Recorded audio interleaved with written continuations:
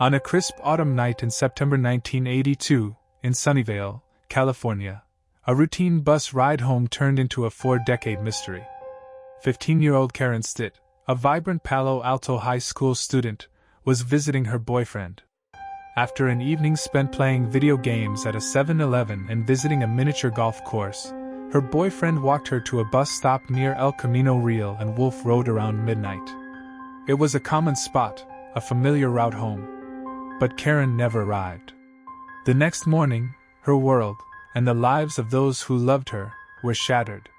On September 3, 1982, the chilling discovery was made.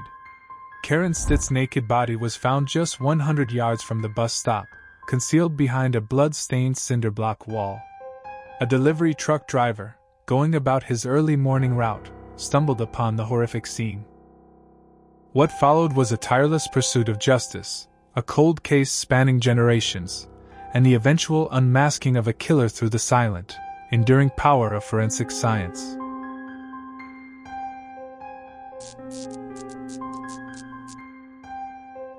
The details of her death were brutal. She had been assaulted and stabbed an astonishing 59 times. Her wrists were bound with her own shirt, and her jacket was tied around her left ankle. The killer had left behind not only Karen's shattered innocence but also his own blood and bodily fluids at the crime scene. The immediate aftermath was a flurry of activity, but also a cloud of despair.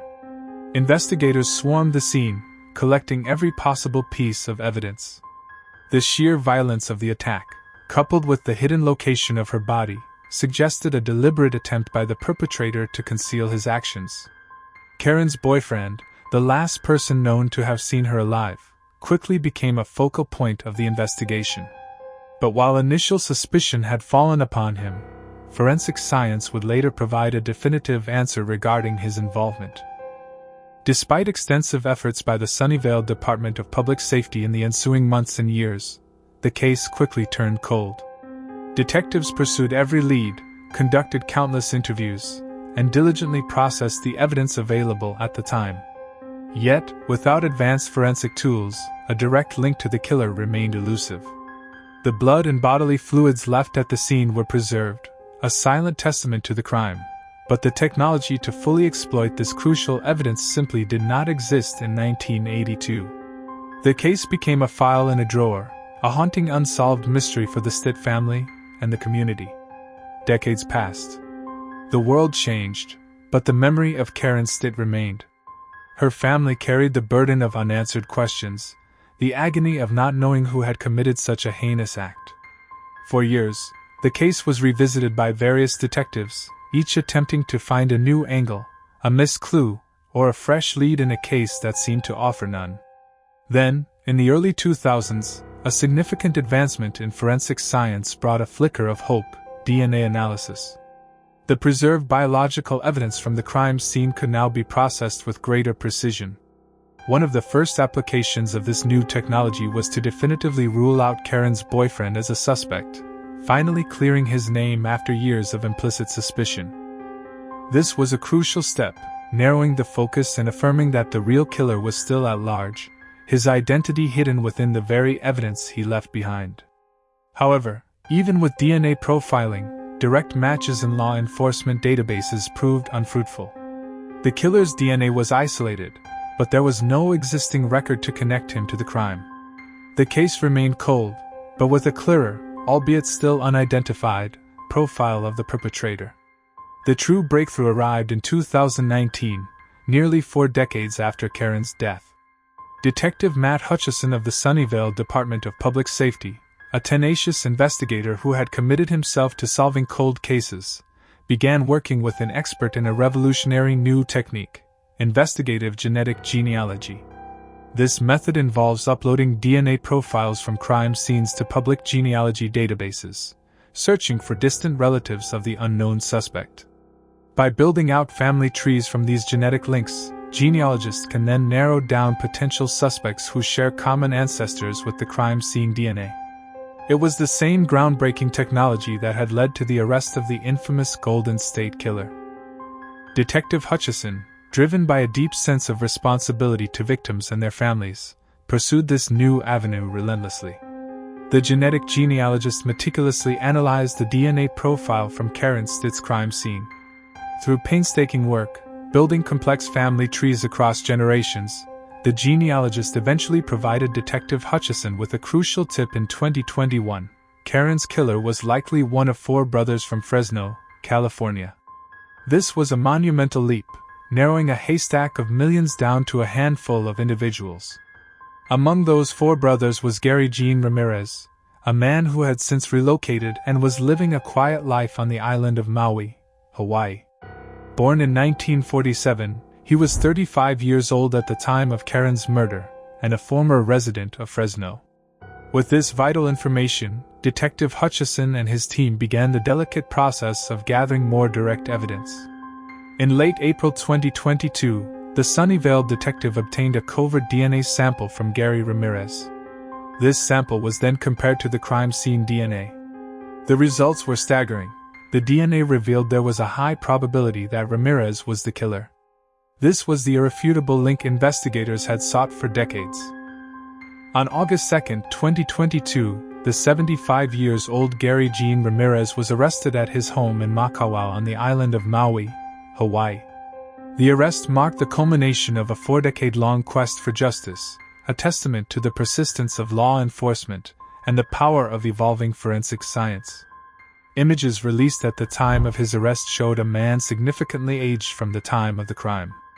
On August 10, 2022, Gary Ramirez appeared in court in Maui and agreed to be extradited to Santa Clara County, California, to face the charges of murder and sexual assault.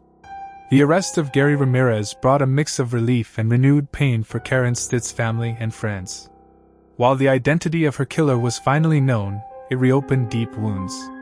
They had waited for this moment for decades, holding on to hope even when it seemed distant. The Santa Clara County District Attorney's Office, led by District Attorney Jeff Rosen, began the process of bringing Ramirez to justice. Rosen lauded the dedication of the continuous line of detectives at the Sunnyvale Department of Public Safety who had put their hearts and souls into investigating this infamous crime, emphasizing their unwavering commitment over 4 decades. On February 24, 2025, in the Santa Clara County Superior Court, Gary Ramirez pleaded no contest to the first-degree murder of Karen Stitt. A no-contest plea, while not an admission of guilt, is treated as a conviction for sentencing purposes, allowing the defendant to avoid a full trial.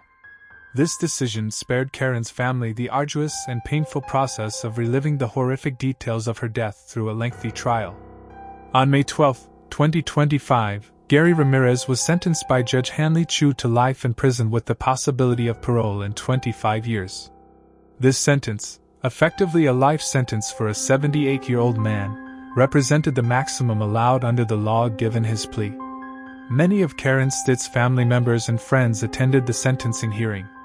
They stood in court, some tearfully recounting the enduring grief and anger caused by the young girl's tragic death. District Attorney Jeff Rosen released a statement, acknowledging the long road to justice. Over 40 years ago, Karen Stitt lost her life, but she was not forgotten. Today, thanks to a dedicated detective, a persistent prosecutor, and our crime lab, the person responsible is behind bars. Detective Matt Hutchison, reflecting on the resolution of the cold case. I believe we have a responsibility to these victims no matter how old the case is. He acknowledged that the new technology, unavailable to previous generations of detectives, was a tool he had to use to bring finality to the case. Tracy Lancaster, Karen's best friend, expressed the complex emotions by saying, "Just because you've been caught, finally, and you will start serving your sentence, your punishment for your brutally gruesome crime, there will still never be closure. Karen is gone. We will never get her back. But it does bring a small amount of peace knowing that he will never be able to hurt another being." The case of Karen Stitt stands as a powerful testament to the enduring power of investigative resolve and the transformative impact of forensic science. For 4 decades, a killer walked free, his crime a silent burden on a family and a community. But through the relentless dedication of law enforcement and the revolutionary advancements in DNA technology, Karen Stitt, the vibrant 15-year-old whose life was brutally cut short, finally received the justice she deserved. Her story, though filled with tragedy, ultimately concludes with the quiet triumph of truth revealed.